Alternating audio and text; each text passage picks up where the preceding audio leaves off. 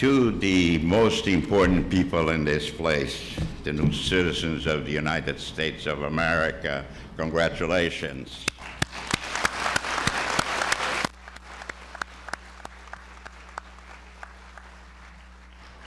Today has to rate as one of the most important days of your lives. And I know that because 60 years ago, more specifically on June 4th, 1965, I too became a naturalized citizen of the United States of this great nation. And I must admit that next to the birth of my children and grandchildren, that was the happiest day of my life. Now, I'm not going to presume that today is the happiest day of your lives, but I most certainly know that it is one of the most important, eventful, and consequential days of your existence. And I know this because from this day forward, as a brand new citizen of the most powerful, most prosperous, and most just nation on the planet, your lives will unquestionably change forever.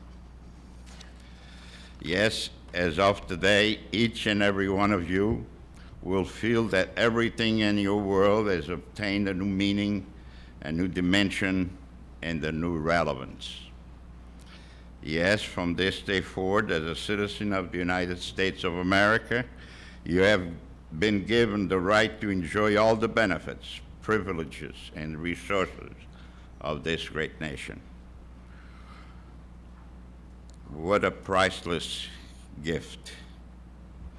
What a phenomenal opportunity, the ability to do anything that you put your mind to it, because in America, anything is possible. The sky is truly the limit. Some time ago, someone much smarter than me said that in America, the possibilities to do anything are limited only by the power of your imagination and the degree of your ambition.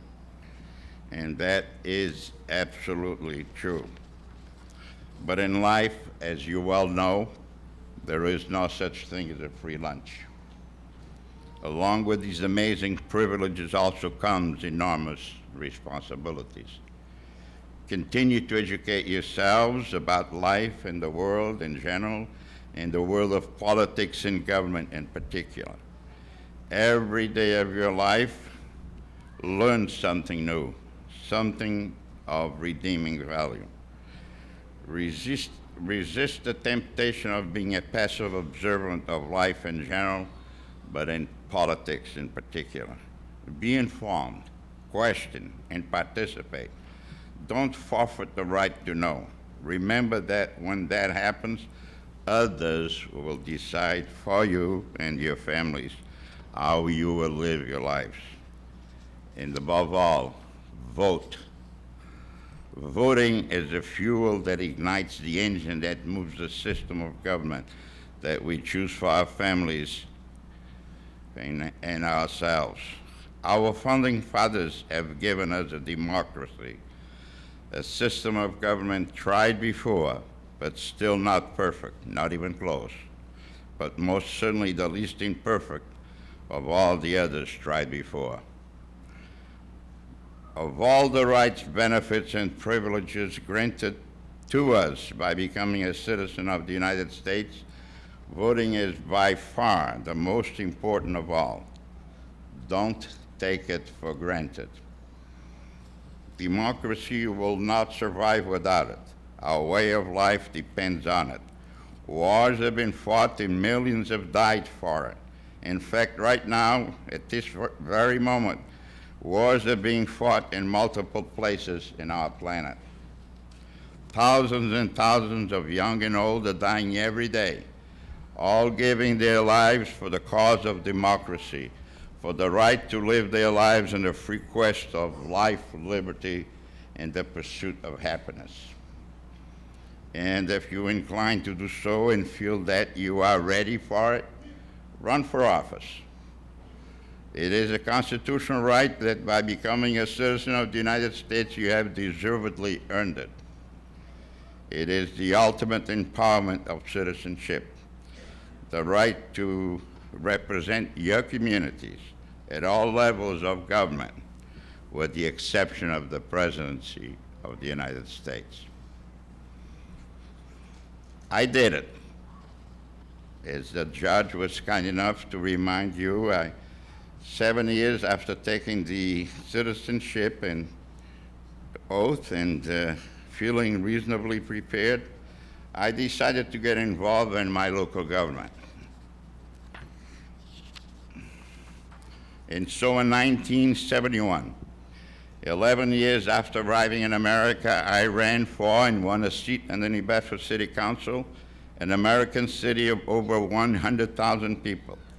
6 years later, after being elected twice, I would become and be elected by the other city fathers to the presidency of the New Bedford City Council as their leader.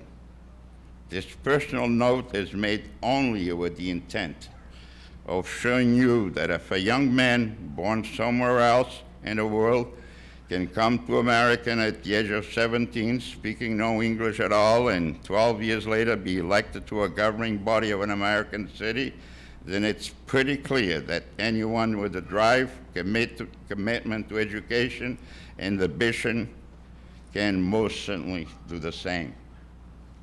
In fact, my story is not unique, but there were others like you and me that came to America and through hard work and dedication and ambition, is a good example, became judges. There's one right there. Congressmen, senators, secretaries of state, and other relevant positions all across the spectrum of American life. Yes, in the United States of America, anything is possible. And so if you're prepared and willing to go through the rigors of a political campaign, go for it. It won't be easy, and it's not for everyone. But if it's something that you truly want to do, go for it. Don't let anyone tell you that you can't or you shouldn't. Only you know if you can or you can't, or you should or you shouldn't. And of course, family considerations should always be taken into account. But other than that, it should be strictly your decision. And above all, don't let anyone make you feel inferior, because you are not. Be always grateful, respectful, and kind, but never subservient. Never subservient. Slavery is over. It has been for some time. If you have an accent, don't let it be an impediment, because it is not. In fact, that accent proves that you speak another language, and possibly very well. It also proves that you have another culture, which clearly brings added value to the rest of society. It is a proven fact that America's greatest strength lies in its diversity, its inclusiveness, which makes its cultural fabric much richer, much more tolerant, and consequently much stronger. And finally, as you go into the world as a brand new citizen of the United States, show your gratitude by joining the Bridge Builders of America, who right now are building the longest bridge in the history of mankind. A bridge that stretches from Alaska to the Gulf of Mexico, from the Pacific to the Atlantic Ocean, over which the tired, the poor, and the huddled masses yearning to breathe free can cross unimpeded by any man-made walls into the land of the free and the home of the brave, where each and every one will be given a seat at the table of opportunity, where they too can have a shot at liberty, life, in the pursuit of happiness, and where no one will be judged by the color of their skin and the manner of their speech. And what a golden opportunity you have here right now to make as your first pledge to America, for the world to hear one more time, and what an appropriate time, the words immortalized by one of our greatest presidents, after whom this iconic building was named.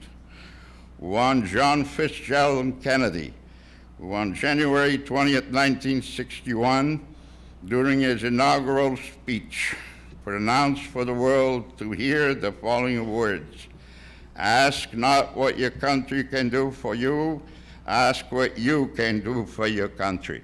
Congratulations, and God bless America.